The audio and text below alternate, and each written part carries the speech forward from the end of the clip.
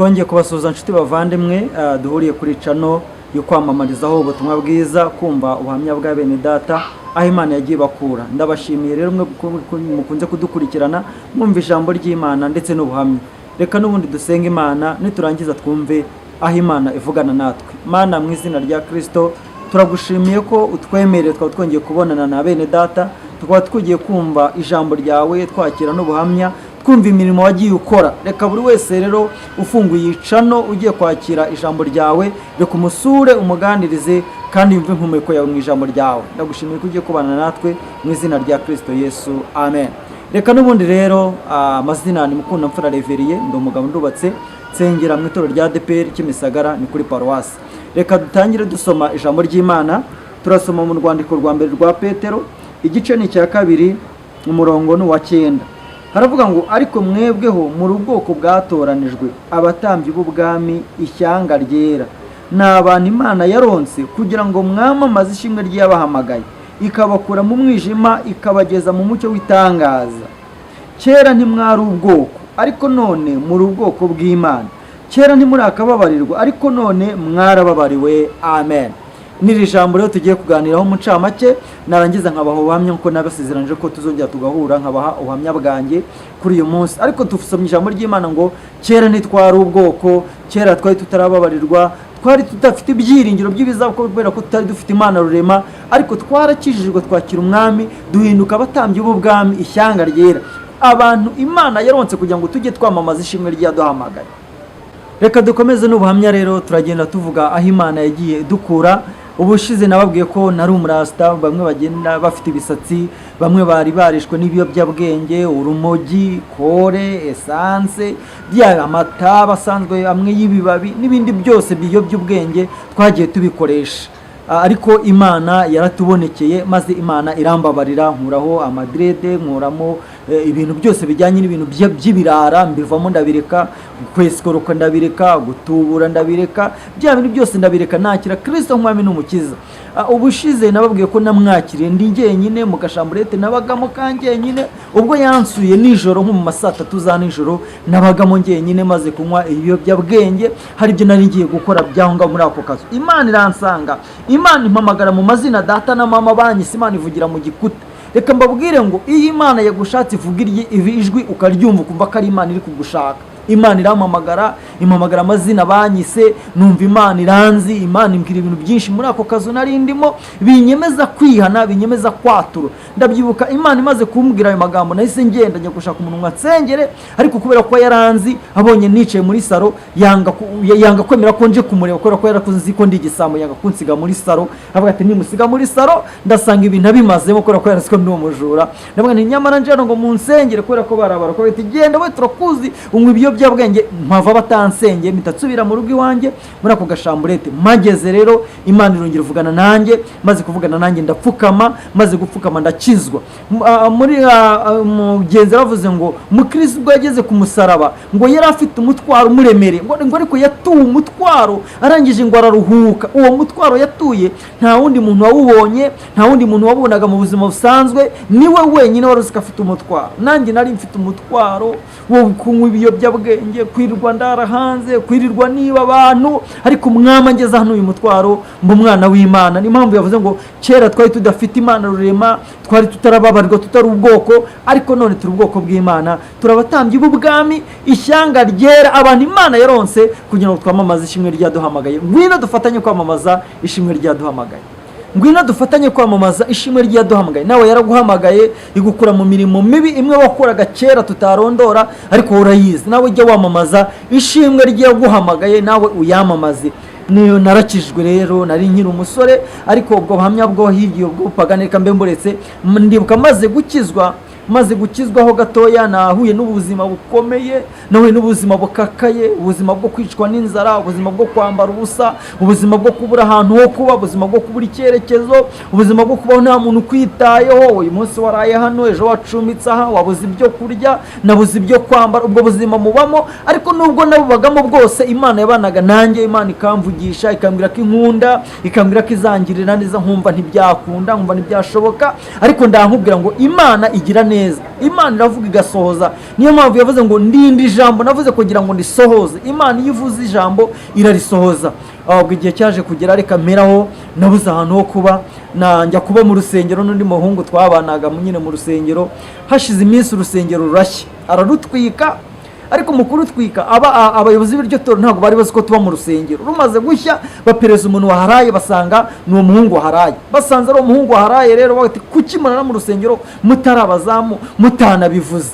Tuva mu rusengero dutangira kujya turara mu gasozi, tukajya tuba mu ishyamba rya Mo Kigali. Mu ishyamba rya Mo Kigali biranga, nkajya njya kurara mu cyahafi kuri Ruhurura, mu cyahafi birananirana. Nkajya njya kuba za Nyabugogo, hari akazu k'amazi haruguru hagana muri Feruje, hari akazu k'amazi. Kare kazu k'amazi nakabayemo igihe kinini. Ndabyuka hari umumama wacuruzaga amakara, narayibuka nkajya ndara mu makara. Saa 10 nkabyuka nkajya koga Nyabugogo. Ibaze kujya koga Nyabugogo uri bwirirwa utarasa mu buzima busanzwe, byabaga ari ikibazo kiremereye kugenda, inkweto zigashya, ibirenge bigashyuha, amasogisi akanuka, inzara ikakwica, ukaryama aho ubonye. Nabaye mu buzima bubi, ubuzima bugoranye, buri cyo kurya. Ndibuka nigeze kwitura mu muhanda muri kaburimbo ndaryama kubera inzara. Nagiye kubona mbona ibintu by'amaniko biramanutse, ngiye gusoma nzi ko ari Imana inyandikiye, kumbi n'isereri tura hasi. Abantu bakajya banca ngo dore kano kana kasinze, nyamara sinasinze, bakanshota imigeri. Nabuze imyambaro, buri cyerekezo, mburaho kuba, ariko nasenga Imana ikambwira ngo iranzi, Imana ikambwira ngo izangirira neza. Ngiye kubona mbona koko Imana ingiriye neza, ariko naravaho. Ndabyibuka naje kubohoza agatuwarete nanone ko ku rusengero, nkajya nkabamo, nkajya nkararamo. Ibaze kurara muri tuwarete, wa munuko waho urawuzi nawe ukuntu ubunuka, umunuko ukanzengereza. Rimwe nka saa 8 nkabyuka ngafata akayaga hanze, nkumva ntibye bikunda, nkongera ngasubirayo. Indi kaba nk'ingoma wakomaho, kumva inda yabaye ingoma. Kandi rimwe na rimwe we nuzimeze kwigisha, sinzibagirwa umunsi umwe naraye muri ako gatuwarete muri yo wese, ndi bujye kwigisha muri niba turahantu. Ndabyuka, urumva imyenda ntiyabaga ifuze, yabaga rimwe na rimwe waboza ahantu yifurira. Nka saa 8 numva inda ari kuvuga nk'ingoma, kandi sindi bureka kujya kwigisha. Kandi Imana iri kumbwira ngo humura ndagushyigikiye. Nambara imyenda nayo mfite igihe yabaga ari imyenda imeze gute se, nawe urumva. Ndagenda hari mu gitondo ntangira kwigisha, ndigisha ko nigisha niko yandi rushaho kubyimba, nigishwa niko ndushaho kubyimba. Nkabura ukuntu mbigenza, nkumva ndigiye gushwanyuka, nta muntu ari kubibwira ngo nyamureka meze nabi. Ndakomeza ndigisha, ariko mva mfite imbaraga z'Imana, nk'umwuka wera ni muri jyewe. Ariko uko nuzura umwuka wera niko no mbona nuzura umwuka mubi. Nkabura ahantu nsohorera umwuka mubi, cyo koze nkararama nkazabura ibiganza, nkohereza hejuru, nkakomeza nkavuga Imana. Rero mbwira ngo vuga Imana mu byago, hari igihe uzayivuga no mu byiza. Kandi ujye ubwira abantu aho Imana yagukuye, ujye ubwira abantu iby'Imana yagukoreye. Muri icyo gihe ndangije kwigisha, umuntu ahita njyana iwe, aranyakira, turishima. Ndangije ndongera subira mu buzima busanzwe, ndakomeza ndazerera. Najyaga ndarangenda ngafata Nyamirambo, ngafata za Biryogo, nkamanuka za Gikondo, bugacya gucya none ngarutse Kimisagara, nabwo nkabura ahantu ho kuba, nkabura icyo gukora. Ariko kuko Imana ari umutunzi w'imbabazi, mwanditse yavuze ngo kuko Imana yacu ari umutunzi w'imbabazi, kandi avuga kubwo umutima w'imbabazi Imana yacu ifite, nicyo kizatuma umuseke udutambikira. Umuseke uzagutambikira, wikwisaka ibyaha ugira ngo ni ibyaha wakoze bituma wenda unyura muri ibyo ngibyo. Nayo buyisatse ibyaha, inshuti ze zirabimusaka, nyamara ntacyo yari yakoze, yari umukiranutsi. Nawe byo uri kunyuramo, iyo nzara uri kunyuramo, kubura aho kuba, ubukode, kubura akazi, kubura minerivare, abana bakakunanira, urushako rukakunanira, ukabura akazi, kandi ufite abantu bakakwiye kuba bakaguha ntibagaguha. Ihangane, ni ishuri ry'Imana uri gucamo, ni ibigeragezo uri gucamo, nibyo Imana yateguye uri kunyuramo. Ariko hirya y'ibyo uri gucamo, hirya y'ibyo uri kubona, hirya y'ibyo ngibyo, muri ibyo byo ngo nyuma y'ubuzima hari ubundi buzima, nyuma y'izo ntambara hari ubundi buzima, nyuma y'ibyo byago hari ubundi buzima, nyuma y'uko kuvugwa nabi hari ubundi buzima. Komeza wihanganane n'Imana, komeza ubane n'Imana akaramata. Mwanditse ngo kuko yankunze akaramata nicyo nzamukiriza. Kunda Imana mu bigeragezo, kunda Imana mu byago, kunda Imana mu nzara, yikunde mu makuba. Wikwinubira ibigeragezo, wikwinumira intambara, oya. wikwivovota ngo biracitse. Oya, muri mbyo yavuze ngo iyo bicitse, iyo bikomeye nibwo biba bigiye kurangira. Urumva kuba nta myenda, ntaho kuba, numva n'inzara yabaga ari yose, ari ukwirirwa uvumba ibiryo habaye ubukwe, kandi n'ukwicara inyuma bitewe nuko wabaga wambaye nabi, kubivumba mu rugo rw'umuntu. Kandi hari amategeko ajyanye abantu bavumba ibiryo, hari amategeko. Itegeko rya mbere ukwiye kuba uzi kuba ari inkuru, kandi uzi kuzitara, ukamenya izabereye ku Gikongoro, i Butare, ku Gitarama, mu mujyi, zose izo nkuru ukaba uzimenya, kandi ukaba uzi kuzibara, ukaba uzi no kuzirema, ukarema inkuru rwose y'ibintu uzi neza bishobora kuba, kugira ukayirema kandi ikabaho. Itegeko rya kabiri, ukwiye kwigira umuntu ugira urukundo rwinshi cyane, ukajya urwishakamo, ukajya hariya wasanga bishize, ukagira ufite urundi rukundo ukajya hariya, ahantu hose rwose ukajya werekana ko bakunda cyane, ugendagenda. Itegeko rya gatatu, kirazira burya kwarura byinshi, warura kimwe cya kabiri, wakimara ukarura ikindi, ukamera nk'uriya amasahani abiri, kirazira kuzuza ugashyira hejuru.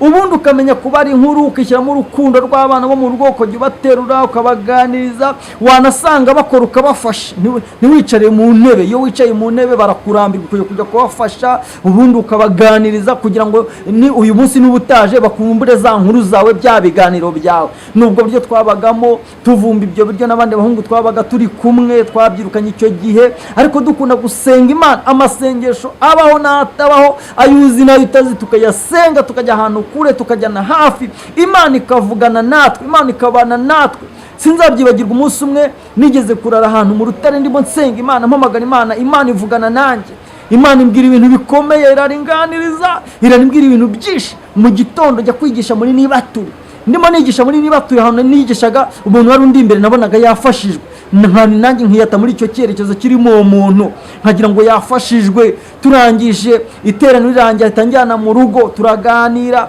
arambwira ngo iyo ndebye ngakambona, ngabona mfite imyaku, mfite imikoshi n'imikasiro, niko yamwe ngo burya ngo wigishaga ngo nkaguseka, ngo ukore ko nabenaga iyo mikoshi. Ambwira ijambo rikomeye ngo iyo mpano yo kumenya abantu bameze gutyo, ngo Imana yimpaye kera nkiri umwana. Harimo kugemera ngo umenye ko iyo ari impano Imana yampaye, ntuzarongora, ntuzabyara, ntuzubaka inzu. Ndiheba, ngira ngo koko iyo mpano kuko arayifite, ariko bimbwira, nibuka iby'Imana yavuganye nanjye aho hantu naraye, nibuka ko Imana mbwiye ko ngira umugabo, nibuka ko Imana mbwiye ko izampa abana, nibuka ko Imana mbwiye ko izanyubakira, nibuka ibintu byinshi Imana yambwiye. Ndavuga ngo reka nkomere, uyavuze nk'umuntu, ariko n'Imana rivuze nk'Imana. Nishingikiriza ku ijambo Imana yarayimbwiye, kandi iby'Imana yavuze byarasohoye. Ndi umugabo, ndubatse, mfite umudamu, mfite abana, mbese Imana yangiriye neza nk'uko yari yabimbwiye. Nshuti muvandimwe udukurikiye kuri iyi channel yo kwamamarizaho ubutumwa bwiza ndetse n'ubuhamya, nagira ngo nkubwire ngo Imana uko yari iri kera n'uyu munsi niko ikiri, ni nako izahora iteka ryose. Reka dufatanye gusenga Imana kugira ngo ukomerere muri ibyo byago, ukomerere muri izo ntambara, ukomerere muri ibyo bigeragezo, baguserereze, baguseke, uburaho urara, uburaho ucumbika, baguhe piriyave, ubura akazi, kandi warize ufite diplome, wigana n'abandi bana bakakwitaza. Nagira ngo dufatanye gusenga Imana kugeza igihe Imana izaza ikagutabara, bakamenya ko nawe wasenze Imana ikora imirimo ndetse n'ibitangaza. Imana ibampere umugisha, kandi ubwo izabikora nawe uzafatanye n'abandi gushima Imana ndetse no gutanga ubuhamya, uhumuriza abantu, ubabwira ko mu ijuru hari Imana ikora imirimo ndetse n'ibitangaza. Reka dusenga Imana. Mana, mu izina rya Kristo turagushimiye ko abanye natwe, turagushimiye ko wumvishe Mwami Imana ubutumwa bwiza dutambukiriza aha hantu. Usanga umuntu wese umukomereze mu byarimo, mukomereze mu byaga arimo, mukomereze mu ntambara arimo, mukomereze mu makuba arimo, aha aherereye, yaba mu Rwanda, i Burundi, muri Tanzania, muri Kenya, Abanyarwanda bari muri diaspora, aho bari hirya no hino, bumvishe kuri Imana ikora, bongere bakwishingikirizeho, kubera ko ndabizi neza ko uzagirira umuntu neza, umuntu wese ukwegera ntabwo uzamujya kure. Ndagushimiye ko ukomeje kubana nabo, kandi ugakomeza kubarema mu buhamya ndetse n'amashimwe, ni mu izina rya Data n'Umwana n'Umwuka Wera, amen. Imana ibahe umugisha.